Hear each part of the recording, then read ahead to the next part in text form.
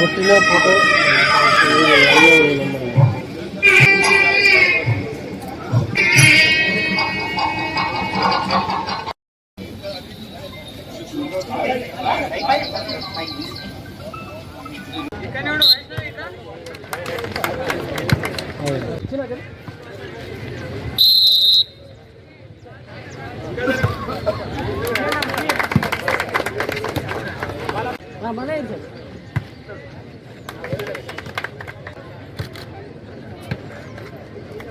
రావాల్సిందిగా కూర్చుని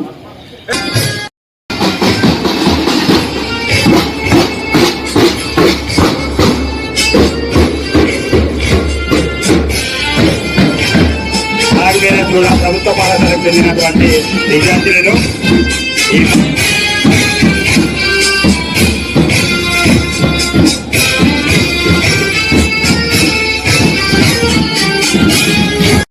చదువుతో పాటు ఆటలు కూడా విద్యతో పాటు క్రీడలు బాల్యం నుంచే చాలా చాలా అవసరం. A sound body will have sound mind అన్నట్టు మనం ఫిజికల్గా ఆరోగ్యంగా ఉంటేనే, శారీరకంగా ఆరోగ్యం ఉంటేనే మనం మానసికంగా కూడా బలంగా ఉంటాం. ఎప్పుడు కూడా ప్రతి స్కూల్లో కూడా మనం చూస్తూ ఉంటాం డ్రిల్ పీరియడ్ అని, స్పోర్ట్స్ పీరియడ్ అని, ఇవన్నీ కూడా పెట్టడానికి మెయిన్ కారణం ఫిజికల్గా బాగుంటుంది. కానీ రాను రాను ప్రభుత్వ పాఠశాలల్లో గ్రౌండ్స్ తగ్గినాయి. అంతకుముందు ఇప్పుడు ఓల్డ్ హై స్కూల్ ఉన్నా కానీ, ఇదే కాలేజీలో నేను చదువుకున్నప్పుడు కానీ ఇవన్నీ కూడా గ్రౌండ్స్ విశాలంగా ఉండేవి.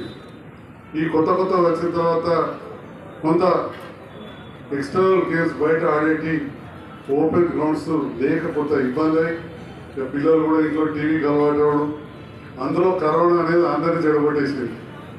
మనం విధి లేని పరిస్థితి, ఆ విధి లేని పరిస్థితిలో మనమే సెల్ ఫోన్ వాడినాం. అందరం సెల్ ఫోన్లోనే చదువుకోమన్నాం. సో ఆ సెల్ ఫోన్ ముందు కూర్చుంటే అందరికి అలవాటు అయ్యింది. సో ఇప్పుడన్నా మనం ఇక దాని నుంచి స్లోగా బయటకు రావాలి. మరి బయటకు వస్తేనే మనం బాగుపడతాం.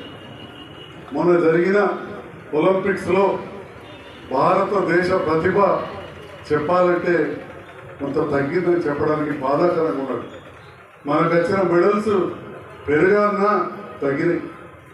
మనది అభివృద్ధి చెందుతున్న దేశంగా చెప్పుకుంటూ మొదలు గదే అభివృద్ధి చెందుతుంది అని, కానీ అభివృద్ధి చెందిందనే పరిస్థితి లేకుండా ఈ క్రీడల్లోనైతే అభివృద్ధి తగ్గింది అని చెప్పవచ్చు. మరి ఇటువంటి సందర్భంలో గౌరవ ముఖ్యమంత్రి రేవంత్ రెడ్డి గారు, యువకుడు, రైతు బిడ్డ, తెలంగాణ రాష్ట్ర ముఖ్యమంత్రి అయిన తర్వాత ప్రత్యేకమైన దృష్టి పెట్టి మరి బీసీసీఐ వాళ్ళతో మాట్లాడి ఒక బీసీసీఐ స్టేడియం ఏర్పాటు చేయడానికి నిర్ణయం కావచ్చు.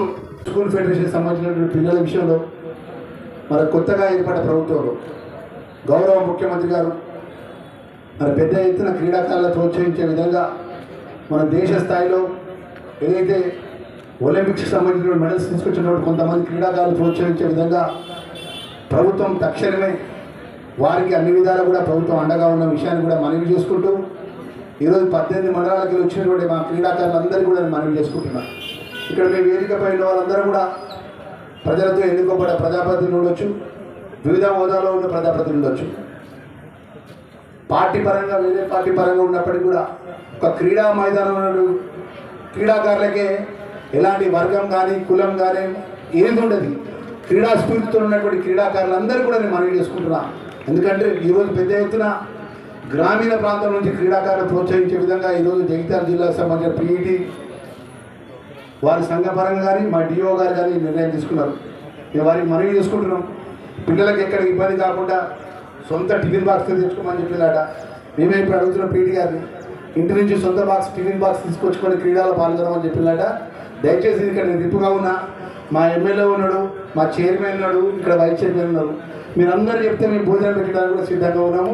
పిల్లలందరూ కూడా, ఎందుకంటే మా పిల్లలు మన పిల్లలు ఎక్కడో ఉదయం పొద్దులు లేచి టిఫిన్ బాక్స్ పట్టుకొని వచ్చి మన మధ్యాహ్నం క్రీడాకారులు పాల్గొని మన ఆ టిఫిన్ బాక్స్ భోజనం చేసి పోరాడే కొంచెం ఇబ్బంది ఉంటుంది. కాబట్టి మరి పీఈటీకి సంబంధించిన వారి బాధ్యత తీసుకోండి. నేను విప్పుగా మరి గెలిచి 8 నెలలు అవుతుంది. మీ అందరి ఇక్కడ ధర్మపురి ప్రజలతో నా బాధ్యత. ఎందుకంటే నేను క్రీడా మైదానం నుంచే రాజకీయ నాయకుని అయినాను.